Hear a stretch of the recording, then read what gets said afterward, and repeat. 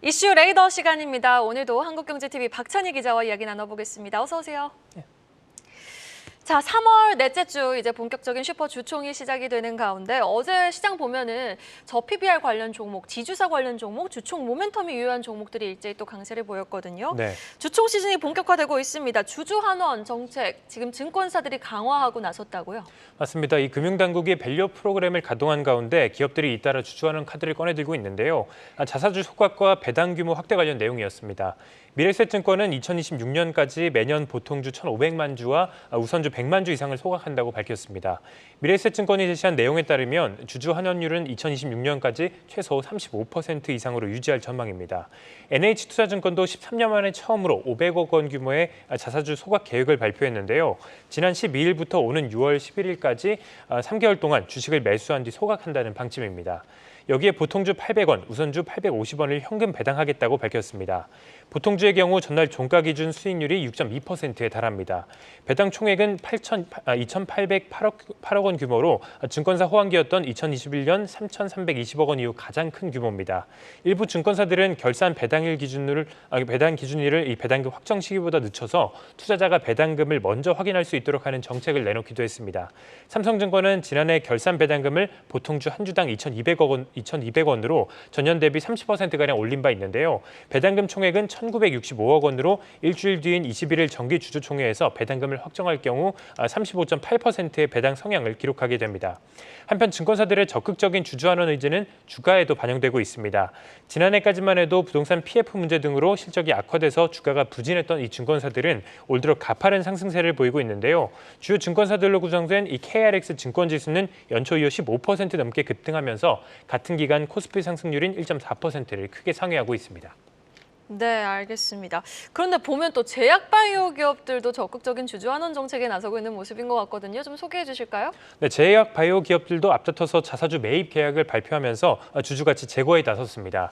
먼저 셀트리온은 앞서 자사주 42만 6천여 주를 매입한다고 밝혔습니다. 750억 원 규모로 올해 첫 번째 자사주 매입 결정이었는데요. 이미 지난 6일부터 장내 매수를 시작했습니다. 셀트리온이 이러한 결정을 내린 것은 신약 출시 관련 계획을 발표하고 바이오시밀러 약품의 해외 승인 소식이 나왔음에도 불구하고 올해 주가가 지지부진한 흐름이 계속되면서 주가 회복과 주주가치 제고라는 두 마리 토끼를 잡기 위한 선택으로 볼 수 있겠습니다. 또한 신라제는 김재경 대표가 지난주 이틀에 걸쳐서 자사주 2만 주를 매입했다고 밝혔는데요. 이는 직전 주주총회 때 약속했던 그 자사주 매입 계획을 이행한 것으로 풀이됩니다. 이 밖에 앞타모사이언스는 주가를 부양하기 위해서 한동일 대표를 비롯해서 경영진들이 자사주 매입에 나섰는데요. 한동일 대표 1만 주를 비롯해서 총 2만 6천 주를 사들였습니다. 전날 종가 기준 앞타모사이언스 주가는 3,250원으로 지난해 6월에 기록했던 고점 9,225원 대비 65%가량 하락한 상황입니다. 증권사에서는 제약바이오 기업들의 자사주 매입에 대해서 현재 제약바이오 기업들의 크게 저평가되는 이런 움직임이 나오고 있는데 이를 벗어나서 주가를 끌어올리기 위한 그런 움직임을 보인다라고 해석을 했습니다. 네, 알겠습니다. 오늘도 전날 하방 변동성이 굉장히 컸던 HLB가 IR을 개최하지 않습니까? 네. 이에 따른 여파와 HLB의 주가 추이, 또 바이오 종목들을 주주환원 정책 적극적으로 나서는 기업들의 주가 추이 한번 지켜보시면 좋을 것 같습니다. 자, 그리고 이 밖에 주주환원 강화하는 기업들 어디가 있나요? 다음 주부터 차례로 주주총회를 앞두고 있는 이동통신 3사도 살펴볼 필요가 있겠습니다. 주주가치 제고에 나설 그런 전망인데요. LG U+가 오는 21일에 가장 먼저 주총을 열고 그리고 SK텔레콤이 26일, KT는 28일에 각각 주총을 엽니다. 통신업계 관계자에 따르면 이 통신 3사는 이번 주총에서 주주 친화를 위해서 배당 절차를 개편할 것으로 알려졌는데요.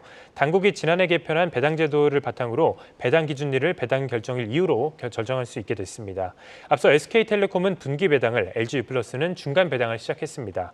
분기 배당의 경우 배당 횟수가 많아서 주주들의 현금 흐름에 긍정적으로 작용하기 때문에 대표적으로 주주 친화 정책 중 하나로 꼽히는데요. KT도 이번에 처음으로 분기 배당을 도입합니다. 네, 알겠습니다. KT 첫 분기 배당을 도입하는 만큼 주가 추이 한번 지켜보도록 하고 네. 어서 좀 빨리 상승해줘야죠. 네. KT의 주가 상승도 한번 기대해 보도록 하겠습니다. 이어서 다음 소식 짚어보도록 하겠습니다. 최근 APR 주가 흐름 보면 답답하기 그지 없는데 네. 공모주 청약 관련해서 좀 시들해진 거 아니냐라는 목소리가 나오는 가운데 또 기업 사면이 일반 청약 흥행에 성공했다라는 소식이 들려왔습니다. 결과가 구체적으로 좀 어땠나요? 자동차 부품기업 기업 사면이 일반 청약에서 무려 12조 3천억 원의 증거금을 끌어모으면서 흥행에 대성공했습니다. 증거금 12조 3천억 원은 올해 IPO 기업들 중에서 말씀하셨던 IPL 다음으로 가장 많은 금액인데요.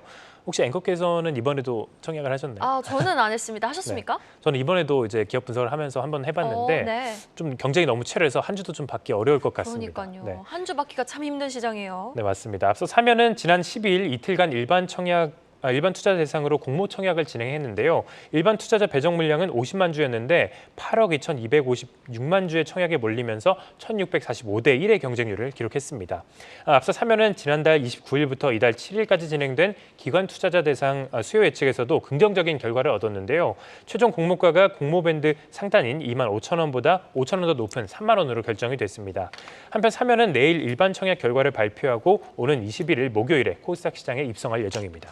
자, 삼현이라는 기업 다소 생소하신 분들도 많으실 것 같은데 구체적으로 어떤 기업입니까? 네, 1988년에 설립된 사면은 모터, 제어기, 감속기 설계 기술을 내재화해서 스마트 액추에이터 등을 개발하는 모션 컨트롤 시스템을 전문으로 만드는 업체입니다. 자동차 부품사군요. 네, 맞습니다. 사면이 개발한 장비는 자동차 부품을 비롯해서 무인화 방산, 지능형 로봇 부품 등에 공급되고 있는데요. 대표 고객사로는 현대모비스와 하나 등이 있습니다. 사면은 현재 생산 중인 자동차 부품을 전기차와 하이브리드 차종에도 적용 가능하도록 업그레이드를 해서 제품 라인업을 확대한다는 방침입니다. 투자자들이 가장 눈여겨봐야 할 부분은 역시 실적일 텐데요. 실적도 꾸준히 성장세를 기록하고 있습니다. 지난해 3분기 누적 매출액과 영업이익은 각각 727억 원, 80억 원을 기록했는데요. 전년 대비 총 매출액과 영업이익을 모두 상회했습니다. 매출 비중은 자동차 부품이 92.7%로 전체 매출의 대부분을 차지했고 스마트 방산 6.9%, 지능형 로봇이 0.1% 순이었습니다. 한편 사면은 IPO를 통해 조달한 자금으로 신규 설비 투자와 공장 증축, 해외 시장 확장을 위한 해외 생산 거점 확보에 사용할 계획이라고 밝혔습니다.